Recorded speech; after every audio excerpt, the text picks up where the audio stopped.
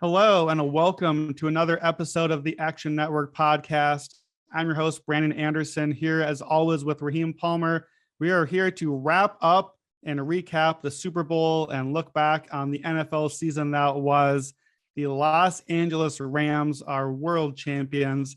Bit of a slow start, but a great finish. Cooper Kupp and Aaron Donald come through big late to secure the Rams victory. Raheem, the Rams are champions. What is the story of the season for you on the Rams? I think the story is that they made the right decision going from Jared Goff to Matthew Stafford. And to me, look, when it mattered, their stars showed up. It mattered that Cooper Kupp, he made the big plays. Matthew Stafford probably made one of the best throws you'll see. And look, there's going to be a lot of controversy on how they actually scored because I think there were some questionable calls down the stretch, but Matthew Stafford got it done. And look, a lot of people have criticized the Rams for their stars and scrubs approach, but it works. They're in the playoffs nearly every single season. So if you have those top guys, at some point it becomes about having the guys who can make plays. And ultimately, that's what won them the Super Bowl. I agree. I think that's the story too. And I'm one of the people that has disparaged the stars and scrubs approach. But you look at down the stretch, when the Rams had the ball last, it's Cooper Kupp making all the plays, it's Stafford making the throws. When they get on defense, it's Donald making the big plays to save the game. The stars came through and they had to. And I think that's the story. I'm excited too for, every league is a copycat league.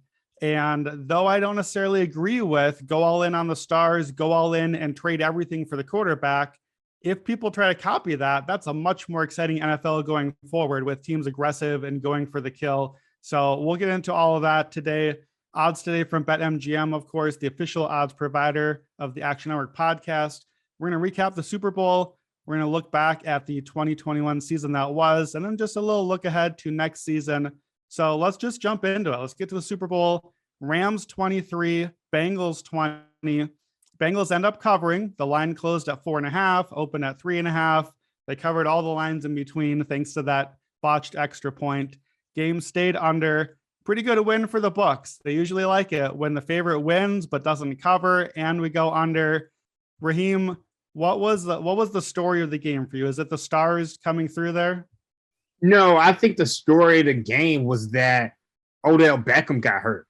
Look, I mean, it looked like the Rams were going to run away with this thing. And as soon as Odell Beckham got hurt, you saw that this offense really couldn't do anything. And the Bengals, their defense, it made every play they had to make to win this game and put themselves in a position to where they could actually have the ball with a chance to win at the 50-yard line. So I think the Bengals defense did an incredible job, but Odell Beckham was on the way towards winning MVP. Like, they had nothing for him. And, Cooper Kupp, he did win MVP, but he was invisible for large portions of this game. And I think a part of that was Odell Beckham being banged up, and this team just didn't have a ton of weapons. And it's so funny because we spoke on the stars and scrubs approach working, but you saw that when Odell Beckham got hurt, there just wasn't a lot there. So I think that was a big story of the game for me. Well, and it's not just that Odell Beckham got hurt, but Tyler Higbee was already out. And then Blanton, the backup tight end, missed most of the second half as well. Robert Woods was already out. So it's just, there just wasn't anything left. Suddenly it's just Cooper Kupp and a bunch of guys that, frankly, you and I haven't even heard of some of these names that they're trying to throw to for the championship. And so you don't have a whole offense when you have no run game and you have a good quarterback and then one great receiver. The defenses, Super Bowl defenses, can stop that. So I think that was a story. The other story too was the one that we knew going in. From the moment this was the matchup, we knew the Rams had the elite pass rush. The Bengals couldn't pass block. You've probably seen the stat. Seth Walder at ESPN reported Bengals had a 14% pass block win rate in that game. That's the lowest of any team the entire season. Average, just so you know, is about 60%, and the lowest of any team in any game before that was 20%. So really the offensive line was even worse than it looked. Joe Burrow was surviving it early on, getting the ball out quickly, but there just was too much pressure. In the second half, like you said, Odell Beckham went out, and I started thinking through the Rams offense. I was on the Rams, and they're up at halftime. We know Sean McVay is nearly invincible up at halftime. I'm not feeling great because I'm looking at this offense thinking, man, I don't know how the Rams are going to move the ball enough. And I tweeted out, the Rams are going to have to win this with defense now. And then they come out in the first play of the second half, they give up a 75-yard bomb. I'm like, well, so much for winning with defense.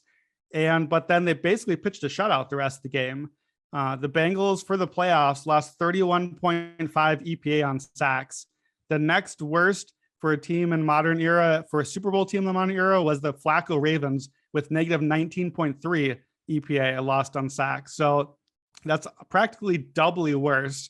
We knew they had the 9 sacks against the Titans in the playoffs.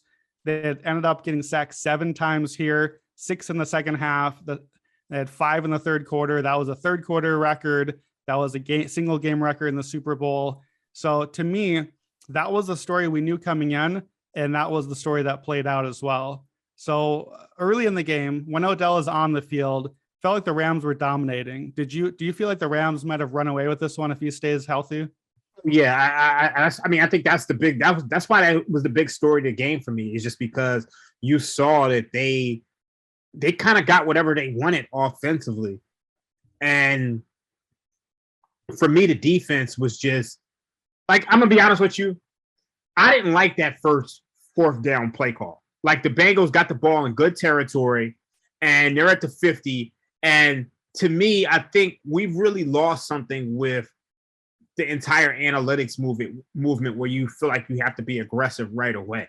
I think the one thing that Belichick has always done well is that he's not going to lose a game in the first 5 minutes of the game. And I felt like them going for it instead of pushing the Rams back and, maybe playing the field position game, it pretty much put the Rams up 7-0 right away, because the Rams actually weren't moving the ball that well early anyway.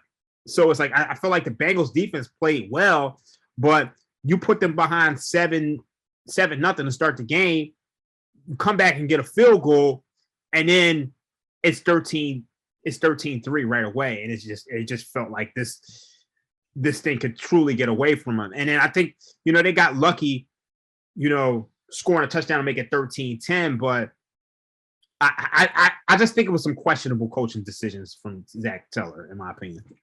Yeah, we both thought the game was going to start out slow, and that's what it was feeling like early. Lots of overcommitment to the run game, early downs, kind of like we expected, like we complained about the whole playoffs. And so not really much was happening until the Rams suddenly get the ball at midfield, and then things opened up. Simon Hunter on Convince Me had Odell Beckham to score the first touchdown, so that was a great call by him.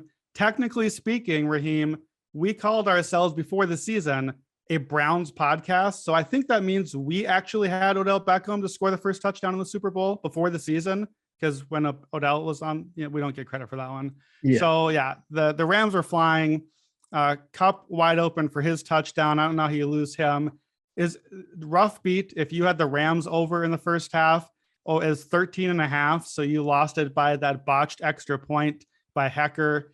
Interestingly enough, I thought that was going to loom large late. I think it did loom large, but in a way that helped the Rams. The Rams are down 4 near the end of the game, and we saw how conservative Sean McVay's play calling was, how much he kept trying to run the ball and failing. If you're only down 3 there, if you make that extra point, I'm not sure that he's as aggressive as he should be.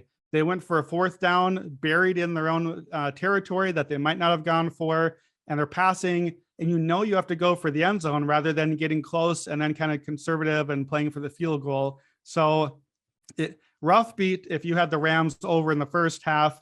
Both of us, I think, were on the first half under that, depending on the line you got, that Hecker extra point made sure that all the unders cleared on that one. But it was a low-key a big play because of how it kind of changed the strategy, that 1 point coming into play late. So 13-10 at halftime. Odell Beckham clearly looks like he's out.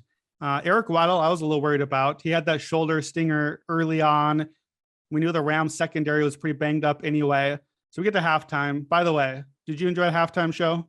I loved it. I thought about going to the Super Bowl. I'm such a big Dr. Dre, Snoop Dogg fan. Like, I wanted to be from the West Coast. I wanted to be from Compton and Long Beach just because of them. And I've always loved Mary J. Blige. It was good to see Kendrick Lamar. That's my guy. You know, even 50 Cent, even though 50 Cent looked like he never rapped, like he hasn't rapped in years. Like he's just so focused on film, and him trying to wear that wife beater, or rather the tank top. We call them wife beaters. But him wearing the tank top, it just was, you could tell he gained a lot of weight. Eminem did his thing as usual. A really great halftime show. It was good to see hip hop back on the stage because we typically the NFL just hasn't put on a lot of hip hop acts. So that was good for me. Yeah, it was an awesome show. The first half was not the most enthralling play. So I was kind of wishing we had just stuck with the halftime for maybe another half an hour set. A lot of artists would be nice to get more than like one song for each. Like Snoop didn't even get his own song. Eminem got one. So it was a great show though. So we come out second half.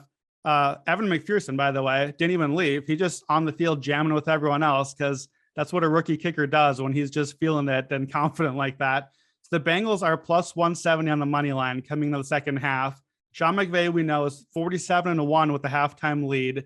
So I am on the Rams at this point, but not feeling great. I was thinking about pivoting and playing a Bengals money line, but I was worried that the Rams might win by 3 or less and kind of middle me on the Rams -4. I think I saw you did play a Bengals halftime money line. Is that right?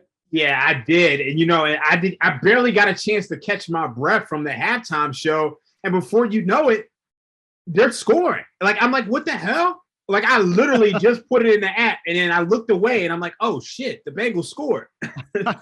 I saw that and I was like, you have to be kidding me. Like, it was literally showed up like 15 seconds before. So yeah, the first two plays out of halftime, first play of the half is a T. Higgins touchdown. The very next play, Matt Stafford gets picked. And I'm like, holy cow, this game is just flipped and this game might be over that fast. So let's talk about the T. Higgins touchdown. So Jalen Ramsey on the coverage, not a great game for Ramsey, by the way. He's jumping a couple of times and missing guys. He gave up the long touchdown. However, pretty clear on this play.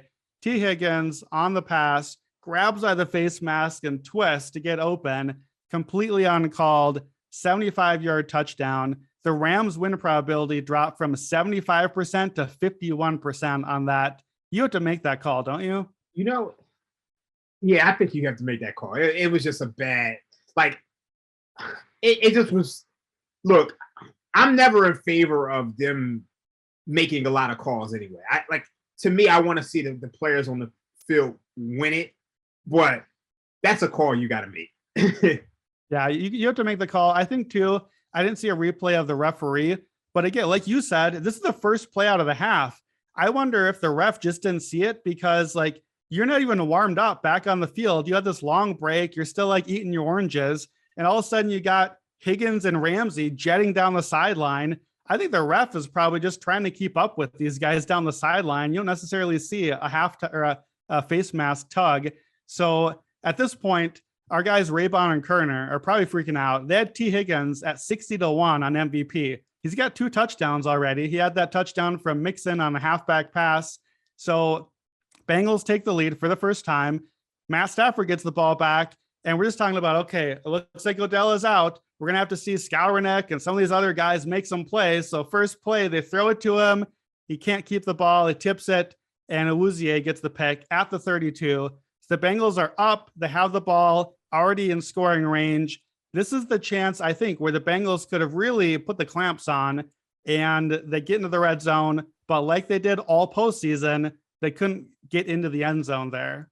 It was very interesting because they actually had a 4th and 1 on that drive. And even though I wasn't in favor of them going for it on 4th and 2 at the 50 early on in the game, I wanted them to go for it. They actually picked it up, but then they started out in the red zone even before this Super Bowl. They were just 3 of 11 in the postseason in the red zone. So that came back to bite them because it felt like throughout the entire second half, neither one of these offenses can get going. And right after that drive, it's like the Bengals, we saw all the offensive line woes that we thought would be an issue. They became like almost exaggerated almost because it's just they couldn't block for the rest of the game. And it, coming into this game, everybody felt like this would be like, I think you even called it. You said that this would be like the Chiefs in the Buccaneers Super Bowl, or I heard other people mention the Broncos and the Panthers Super Bowl. And to me, I felt like it was a bit overstated. Like I felt like the Bengals will be able to get the ball out quick. And they did that through, I'd say, 2.5 quarters of this game. And after that, it's just like for the rest of the game, they just could not handle the pressure. They couldn't handle Aaron Donald, Von Miller. It got ugly. And you look at the other side of the ball, the Rams couldn't move the ball either. So I was sitting there wondering, is this game going to actually end 20-16? Are we not going to get any scores in the fourth quarter? And we almost came close to that happening. We did, yeah. The after those first two plays to start the third quarter, the second half flew by because they're just going 3 and out and punting over and over again. The Rams are racking up sacks. There was that play where Aaron Donald got credit for a sack. He kind of shoved Burrow out of bounds legally because he was still in, got credit for a sack. And then there was a little kind of tussle on the sideline. I think that kind of fired up Aaron Donald after that. I don't know. You really want to be doing that with one of the greatest defensive players ever. He gets a sack right after that. Von Miller got the 2 sacks. By the way, we've said it already, but the Rams just keep trying to run the ball. They get up to the line and then check into a run play. And the Bengals are just firing off on the run every time they're doing that. They were terrible running the ball today. Cam Akers had 13 carries for 21 yards. He has negative 7.6 EPA on the game. Early down runs for the Rams, 20 runs, 31 yards, just murdering their offense the entire game. And then suddenly they're in third down. And who's they got to pass to on third down? Cooper Kupp. And they're not even looking for him. And granted, I didn't see like the all 22 film, but the Bengals probably have like 5 guys on Kupp because who else do they have to cover at this point? But yeah, the time is just flying by. Nobody can move the ball. There's a big play at 20-16. The Bengals are driving near the 50. It's 3rd and 9. Burrow hit Tyler Boyd, and it looked like he was going to pick up a first down. He was like 2 yards short, and Boyd dropped it. His first drop of the entire season. That was 6 minutes left. Bengals are at the 50. You're 1 first down away from another field goal and going up 7. And so I thought that was a big play because instead they punted away. And then that's where that Rams scoring drive begins. And, I think it has to be the Cooper Kupp drive. The guy took over. Oh, yeah. He totally took over. And, what's so funny, even on that drive to start the drive, they're throwing, but then at some point they still run. And you mentioned all the rushing statistics, but they're even worse. Like when you look at their early rushes, negative 44 EPA per play, 22% success rate. When you look at their runs in general, negative 40 EPA per play, 24% success rate. They ran 21 times and 18 times on early rushes. And it's so funny because they had a crucial 3rd and 1 and they got stuck. And I think it's 4th and 1. And Sean McVay pulled out his most creative run play. Cooper Kupp runs, picks up the first down. And it's so funny to me because I knew they were running the ball. I just didn't expect them to run it to Cooper Kupp. And it ended up working out. And you put the ball in your best playmaker's hand and he picks it up. And I think that was another crucial play. And then right after that, you saw the Rams driving down the field. And I think at that point, somebody said to me, they didn't feel like the Bengals would get the ball back. And I feel like there was enough time for them to get it back. But I was thinking that the Bengals might actually hold them down in the red zone. And they came close. And then you had that controversial holding penalty. What did you think of that? Because personally, I thought the way they were calling the game all game long, it was very disappointing for them to call that. Yeah, I don't know. I thought it was a hold. It's Cooper Kupp. Cooper Kupp has earned the superstar call, and he had his hands on him. And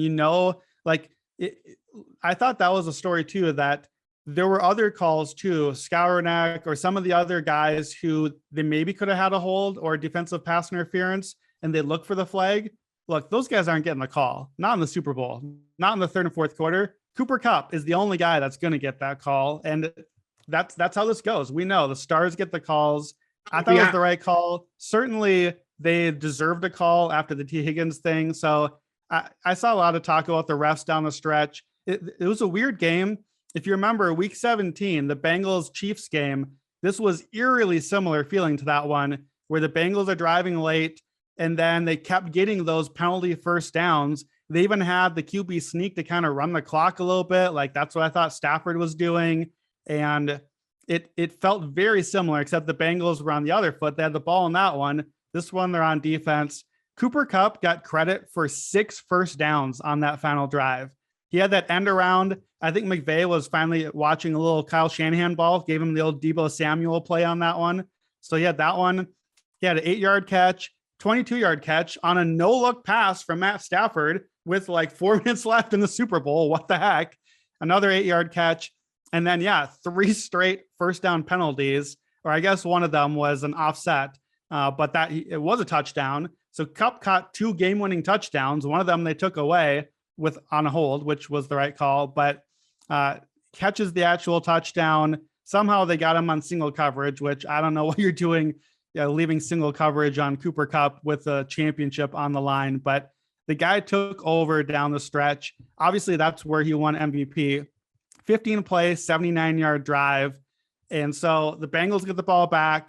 First play, Ramsey tries to jump and doesn't do it. Chase gets 17 yards. They get 9 more to Tyler Boyd. So we're 2nd and 1, basically at the 50. They've got a timeout left. There's still like a minute on the clock. They're looking pretty good. They got Money Mac. They're like 10 yards from his range. And that's where I thought the coaching and the play calling really went poorly. That 3rd down and 1 with Pirine, the run stuff. What are you doing there? That's one of the worst calls this season, given the spot. Look, we got to go back to the second and 1, because to me, why aren't you just looking to pick up the first down at that point? Like, to me, like that was a total wasted down. I think they went no huddle there, and Burrow ends up throwing a bomb, and it's just like, yo, dude, you gotta go. You gotta get the first down. Like, that's the most important thing. You get the first down, you got 4 more downs to play with. You only need about 8 more yards to get into field goal range. And that was a wasted down. And then to me, why in the world is Pirine why is Pirine getting the run? Like, you had all these you had all these short down situations, and your all pro built running back isn't in for any of them. Like, Joe Mixon not being in there is just inexcusable. And then when you saw us 4th and 1, they're in the shotgun, I kind of knew that they weren't picking it up. Like, it was just quite obvious that they were going to pass. But Aaron Donald, he made the 2 biggest plays of the game. Look, you stop Pirine from getting the first down when it looked like he was there, and then you pretty much make the sack on Burrow, and that's the game. But like, it was very frustrating for me, just because honestly, I felt like the Bengals, to me, when the drive started and they hit Jamar Chase and then they made the next pass play, to me, there was no doubt that they were going to go down and score. And to see it end when you have a 2nd and 1, 3rd and 1, and you can't pick up 1 yard, I just think that's all play calling.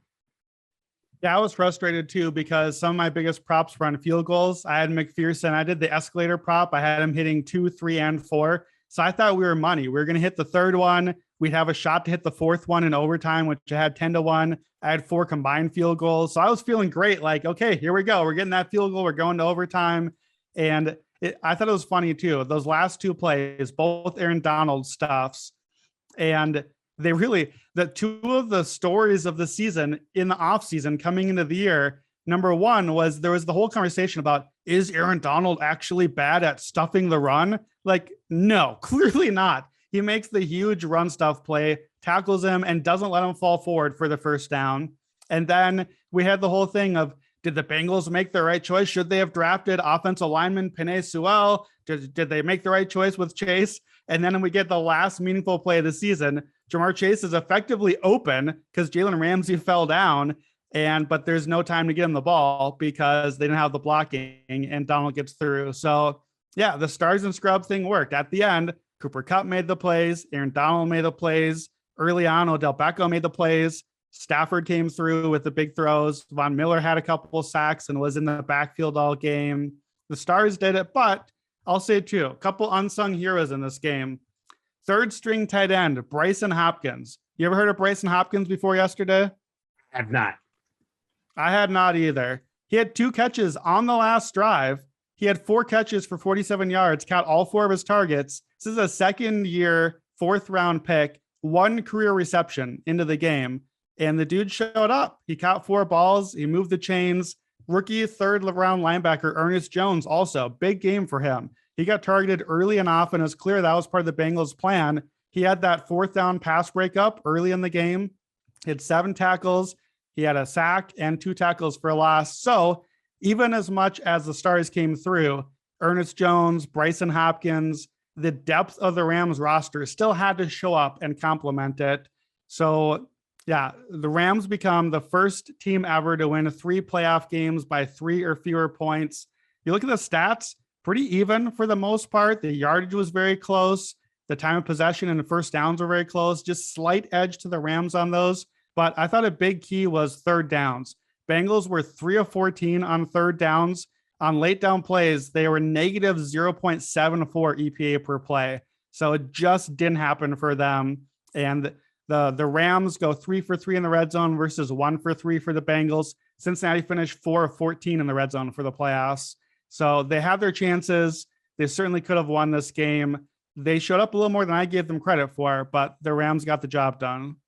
Yeah, I felt like this would be a close game, so I wasn't surprised. It's interesting to see, this was one of the few Super Bowls where you actually had the favorite win, but the underdog cover. So the Bengals they had enough opportunities to win this game. And like you said, it came down to 3rd down. It came down to them not being able to block. And I also think it came down to Zach Taylor making some questionable decisions. And look, I mean, the Super Bowl really has a way of kind of exposing your flaws.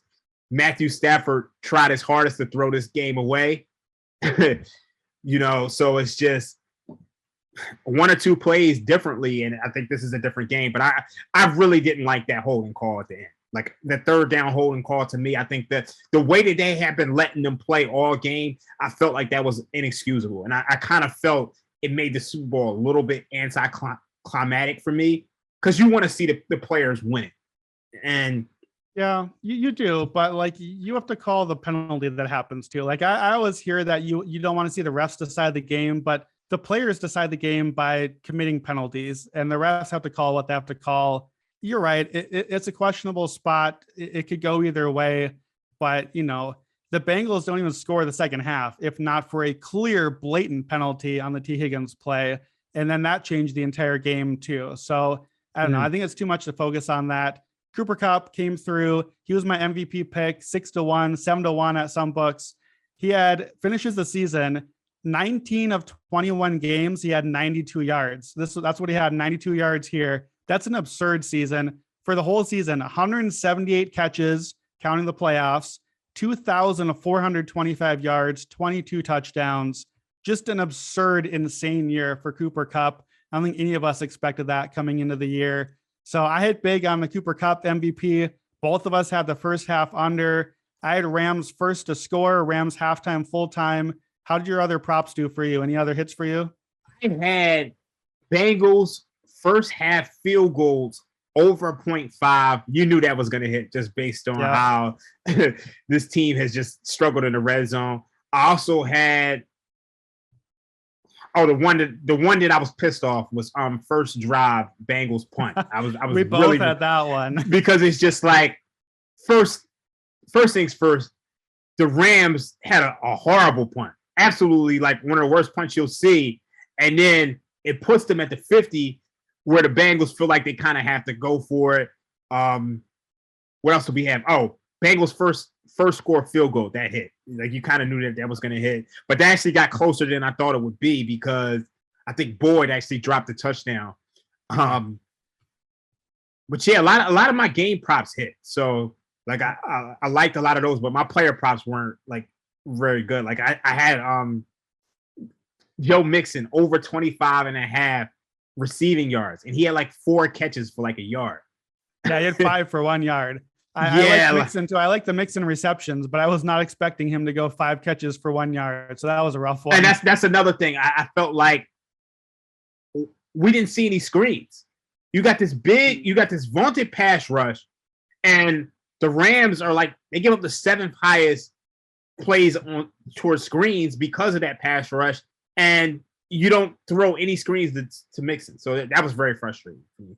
I agree. All right, last thing on this, I got a question for you. I want you to tell me which of these 3 you think is the most likely. Number 1, Aaron Donald retires, goes out as a champion here. We heard that rumor going into the game. Number 2, Matt Stafford makes the Hall of Fame. He's got all the numbers, the volume, and now he's got the Super Bowl ring. Or number 3, Joe Burrow makes it to another Super Bowl. Which one of those 3 do you think is most likely? I'm going to go with Aaron Donald. I said yesterday, I felt like Joe Burrow might go out like Dan Marino, and you have a second-year quarterback makes the Super Bowl, and a lot of people always want to say, "Oh yeah, this guy will be back," but it's like the Oklahoma City Thunder. Like none of this is guaranteed, and we saw nothing. There's nothing that we've seen from the Cincinnati Bengals throughout their entire existence, which leaves us any confidence in their ability to build a contender around Joe Burrow. There's nothing that I see in that situation. So look, I mean, this team kind of luck boxed their way into getting to the Super Bowl anyway. They got outgained by every single opponent. Even in this game, it felt like they were kind of going to luck box their way into a victory, and they came very close.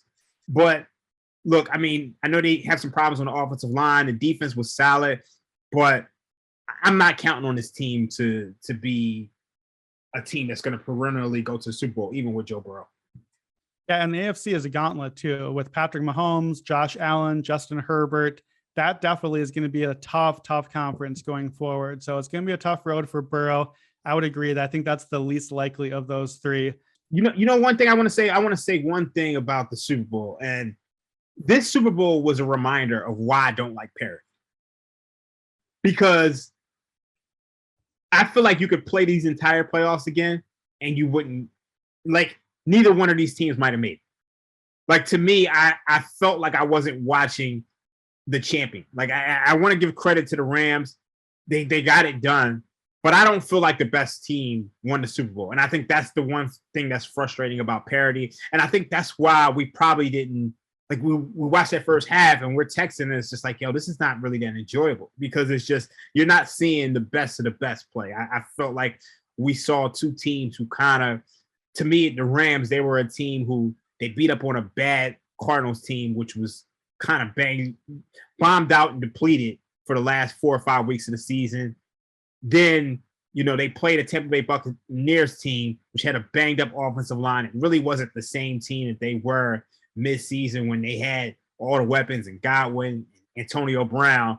And then, to me, they luck boxed their way into a win with the 49ers. And then we've spoken on the Cincinnati Bengals enough. So it would have been nice to see Buffalo or Kansas City or, you know, even Green Bay or the 49ers make it to the Super Bowl. Because I watched the Super Bowl and I just didn't feel like I was watching the best team. So it's kind of disappointing for me.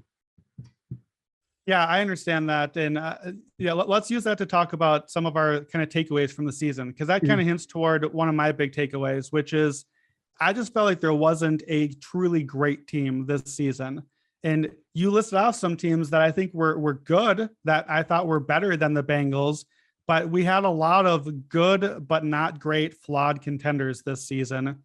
And for me, you know, we had our fun on the 49ers futures. That was part of the thing on the Niners futures, is heading into like week 17, 18, I looked at the playoff picture and I thought, man, there's nobody that I'm like, all right, this team's definitely going to be in the conference championship. There's nobody that was definitely going to make a run at something. And it felt like, okay, you know, in another world, the Colts get into the playoffs. I think the Colts could have won a few games and made the conference championship. in other world, the Chargers, I think, could have won a couple of games if they get into the playoffs. Or like you said, if you simulate the playoffs again, I think, in the first weekend, the Rams and the Bengals games, for me, out of 6 games, were the least consequential games of any of them. I was thinking these teams are just seeing who wins. Rams Cardinals or Bengals Raiders is going to be like a layup for the teams afterwards. So clearly a miss by me, but it felt like a parody year. And I agree. I had a lot of friends yesterday asking, so, what do you want to happen in the Super Bowl? Who do you want to win? And I love the underdog story. You love Joe Burrow. You love to see the Bengals here for really the first time in our lives as adults. Because in 1989, I was 6. I wasn't watching the Super Bowl then or knew what was happening. You like the story, but as a sports fan, as a sports writer, I want the champion to be representative of the season. And it wouldn't have really felt to me like the Bengals represented the season. They were an average to above average team all year. The Rams better feel like they represent it because we had the Stafford thing all year. They picked up Von Miller and OBJ midseason. Given the two, that's kind of what I felt like just as a sports fan I wanted to happen. But really, I think it represents either way. There wasn't that great team. The other thing that I think that ties to it is that so much late in the year, and this happened last year too, and I failed to see it in the Chiefs. I picked Chiefs over Bucks last year. So much late just comes down to the battle of attrition. Who's left? Who's left on the field? And I thought it was going to happen yesterday too. From the first half, I was all over the Rams. I was the one person at Action Network backing the Rams yesterday. And when they went up 13-3, I was like, all right, bring me my flowers. I got the Rams. We're looking good. This team is way better. I try to tell you all. Suddenly, OBJ gets hurt. Weddle is hurt. And I'm like, all right, it's happening here. There's nobody left. And the Bengals are going to win by default because the Rams don't have guys on the field that can make the plays anymore. And I think we have to give the Rams credit. That late drive with just Stafford and Kupp coming through and the defense being as stout as it did, like given the odds of how weak they were in the secondary and how many receivers they're missing, I think like that's a pretty big step up for the guys they did have left. But yeah, no great team, and just how much health is a factor late were kind of my big takeaways. What other big takeaways did you have or lessons that you learned this season? For me, look, one of the things, you hinted on the war of attrition. And I think we saw it with a lot of teams. Like, to me, the Dallas Cowboys were never the same after Dak Prescott got hurt. I think one of the big takeaways for me is I think we're seeing the new age of quarterbacking, like by far. I mean, when you look at some of the young quarterbacks, Patrick Mahomes, he's taken over. I mean, obviously he already has a Super Bowl, but you look at Josh Allen. Josh Allen played perhaps one of the best games you'll ever see a quarterback play, only to get a loss. You look at Joe Burrow, like he's proven that he's next.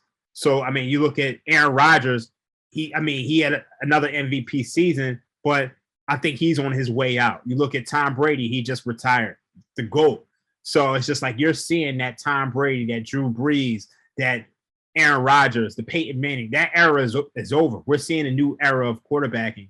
And if you don't have one of these guys, there's only so much you can do. And I think some of these other teams are going to have to take a hard look at, is their quarterback good enough?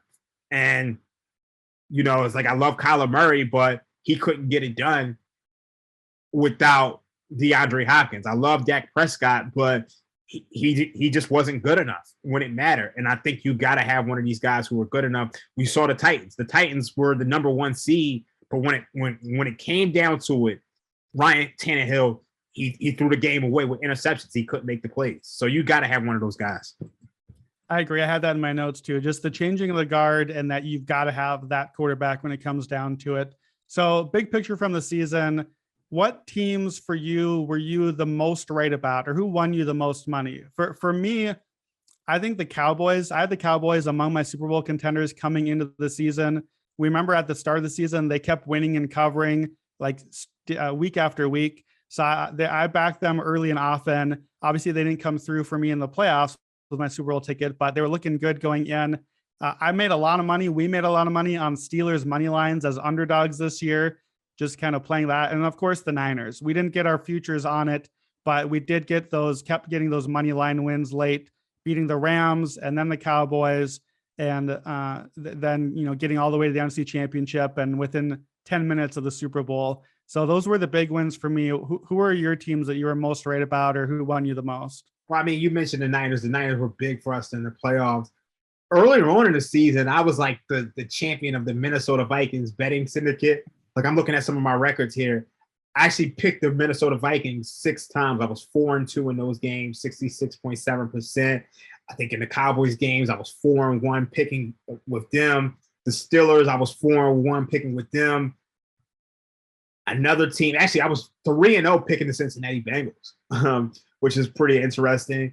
Like, I have these records because I picked these in a lot of the football contests that we're in. Yeah. One of the teams that I actually did really well betting against was the Baltimore Ravens. Me too. As you know, through the first half of the season, they were one of those teams who were winning a lot of one-score games, and I started fading them like towards the end of the season. I picked up 2 tough losses with Tyler Huntley giving some backdoor covers, but I was actually 5-3 betting against the Baltimore Ravens. I was 5-3 against betting against the Raiders. I was actually 4-0 betting against the Carolina Panthers. I was 3-1 betting against the Bears, 3-1 betting against the Broncos. There's some interesting ones in here. I think the 2 teams that I struggled with all year, the Los Angeles Rams. I lost quite a bit of money betting against them. I was 2-5, just 28% betting on the Rams. And I faded the Cardinals a ton. That's probably the biggest. They were one of the biggest surprises for me. I was 2-5 betting against the Cardinals. And I thought the team that they proved that they were down the stretch, that's what I thought they were going to be all year long. And they came out the first 10 weeks of the NFL season and was like 9-1. So they really surprised me. Yeah, you mentioned the 2 teams for me that were my biggest misses, the Cardinals and the Titans. They played back in week 1. And I remember coming into the season, like, you spend so much more time on the week 1 game than any other week of the season because you've been waiting and prepping all off season. And I remember just shrugging at that game, being like, well, I think I took the point. So just like, I have no idea what either one of these teams is. Neither one is good. Neither one really matters. And then halfway through the season, I was like, wait, was that the Super Bowl preview that we watched back in week 1? So I got crushed early on Cards and Titans. I made it back a little bit late. I was a little too heavy on the Falcons too. I couldn't let that one go. I thought Arthur Smith was going to really, amp that offense, and it just didn't happen. So that never came around. The Bengals obviously were a big surprise. I never gave them enough credit until they made it, nearly won the Super Bowl here. So what about futures wins? So, my Tom Brady pick came up short. My Dak Prescott comeback player of the year came up short. Both runners up on that one, but I still made money on MVP, got in on Aaron Rodgers just in time after that Brady Saints game.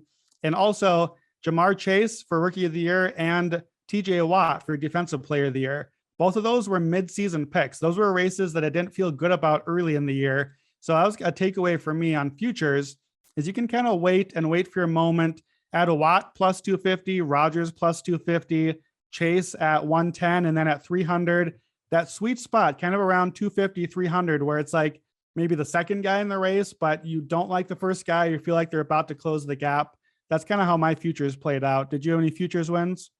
I didn't have a ton of futures. I think I had some win totals. I think one of the futures that me and you both played was the Indianapolis Colts plus 1,000. I mean, to miss the playoffs. I actually had the Colts to miss the playoffs before the season started. And like, I had them at even money. So to be able to get something that I like before the season at even money at plus 1,000, like, I really loved that one. All of us were on Cleveland, and yeah, that one did not go well. But they had all the injuries. We got off of Cleveland pretty fast. But I'm gonna be honest with you. That's another one where it proves that you got to have that right guy at quarterback. Yeah, and we saw it with Odell Beckham going from the Browns to the Rams, that it's pretty clear that the Cleveland Browns need a quarterback. And it's unfortunate because they're going to stick with Baker again, but this team is talented enough to win the Super Bowl, but he's too small. He runs out of clean pockets, and I don't know. I mean, I know he was banged up, but I think this is a team that has a Super Bowl caliber roster around them that just doesn't have a quarterback who's as good. So I kind of I got suckered into that bet. Yeah, we both did. We called ourselves a Browns podcast in the preseason, and we got out of that business pretty quickly. I was looking back last night, kind of tallying up my bets for the season on the NFL, and I had Browns Super Bowl in there. I had Baker Mayfield MVP in there way back from the start of the season, and I kind of forgotten about that never really happened there. But I tallied up in the app for my bets on the season, 457 bets. We finished just on NFL app bets in the Action Network app, plus 49.3 units on the season. So 14.6 return on investment. So hopefully a lot of you guys listening, hopefully you made some money off of all those picks. And before we close out here, I want to do one thing that we've done the whole season. We're going to do a little look ahead and take a look ahead to next season, see what we're thinking early on. So first, just a couple of teams, let's talking about them. Who do we think will bounce back, or who do we think that there might be some early value on? Obviously, we don't know where the guys are going to end up, how the draft will go, what quarterbacks will move around.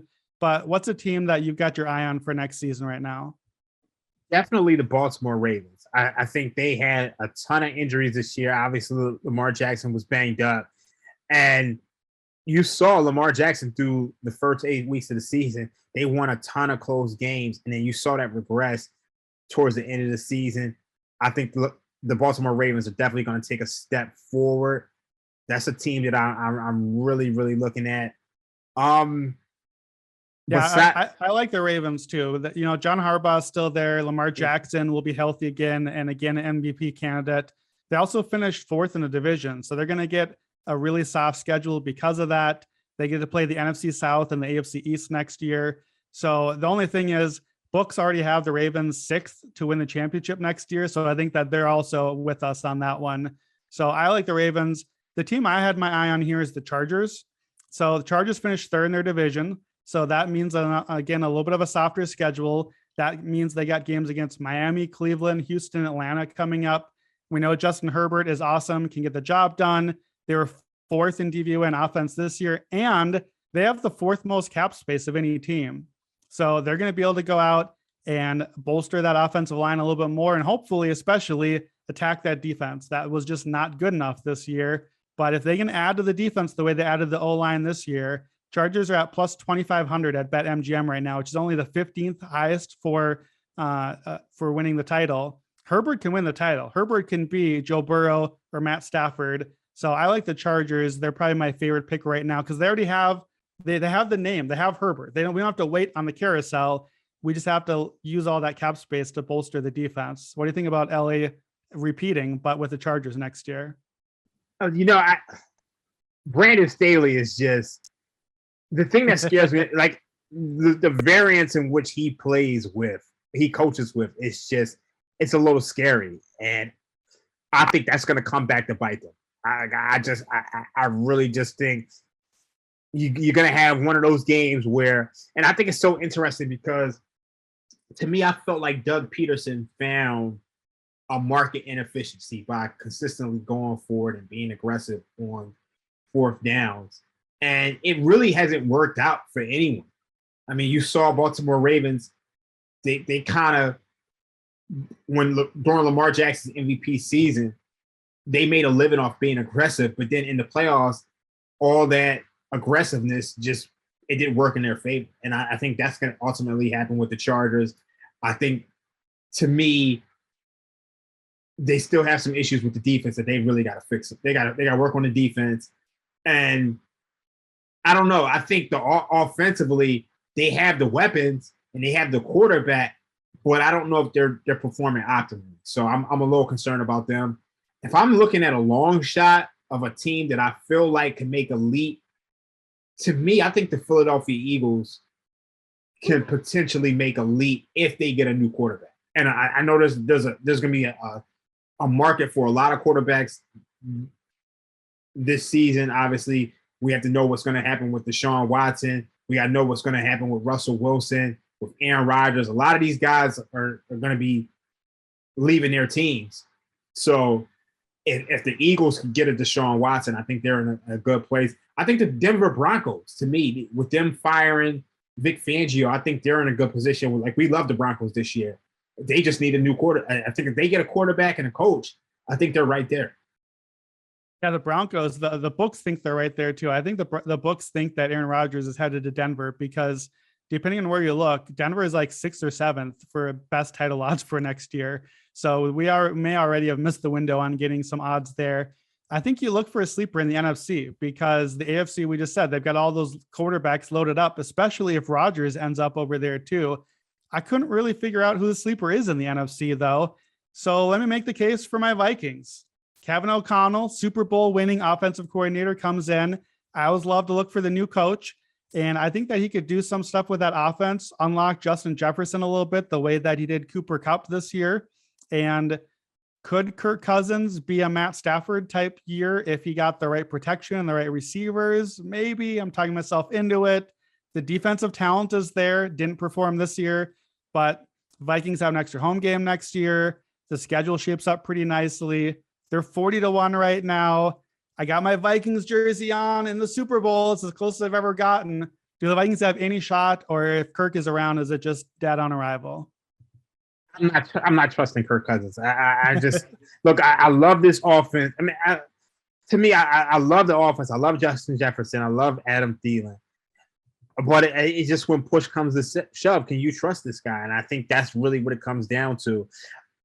I just don't trust him. And to be like, I think he's gonna have his good games. He's gonna have those games where it's like, you know what, this guy, he's worth every penny. And then you're gonna have those games where it's just like, all right, what the hell? So it's just I can't do it. Yeah, well, I gotta have a little hope in the offseason. As far as teams that I'm looking to fade, I hate to do it to you, Bengals fans. It's already a low spot, but the Bengals are the top of my list. Yeah. The Bengals finished 17th in DVOA, 18th on offense, 19th on defense. I still don't trust Zach Taylor. There's no offensive line. The defense certainly showed up at moments in these playoffs, but there's some work to be done there. They do have a lot of cap room, so they're going to add to this team. You like Burrow, you like Chase and Higgins and Boyd, but right now the Bengals are 6th favorite at the books. I don't see it. This team, if you did the playoffs again right now, would not be the 6th favorite to win this year's playoffs. So I just think, like, look, a great Cinderella run, but it's a tough division. The Ravens will be good. The Browns are going to be tough. I don't know what the Steelers with Big Ben out, but I don't even know. I think the Bengals have a better chance to miss the playoffs right now than they would to get back to the Super Bowl next year. Yeah, I mean, without a doubt. I think the rest of the division is going to get better. Obviously, I think the Pittsburgh Steelers, they're an interesting team because if they get a quarterback, they could be right back in the mix with things. And look, we already talked about how we felt like the Bengals were a team that we're willing to buy on. And I think if the Browns are healthier, I think they should be fine too. So, I mean, based on that, the Bengals kind of have to take a step back. I think like they overperform. So I agree with that 100%. All right, give me one more team you're fading before we wrap up here. I think Green Bay is too easy. I mean, we all know that Green Bay's cap situation is amongst the worst in the league. So, I mean, they're going to be a team that you're going to be fading. And obviously, Aaron Rodgers probably won't be back. And even if he is back, they have one of the worst cap situations. I think I'm going to be fading the Dallas Cowboys because I think, look, this team, to me, their offense was rolling. But to me, I think the rest of the division is going to get better. I think the Philadelphia Eagles are onto something. I think the Washington football team, they were kind of snake bitten by injuries. And then you look at the New York Giants. I don't expect the New York Giants to be as bad. They got a new coach with the ball. So I think the Cowboys, they're just, I don't see them performing at the way that they did this year. I think they beat up on a bad division, and I think that division is going to come back to earth a little bit, and I think they're going to struggle. It's going to be interesting. The NFC is definitely open. So yeah, I try to figure out who's the NFC team you like next year, and I couldn't really get there on the Cowboys either. Partly why I thought the Vikings might go up is because the Packers may be going down.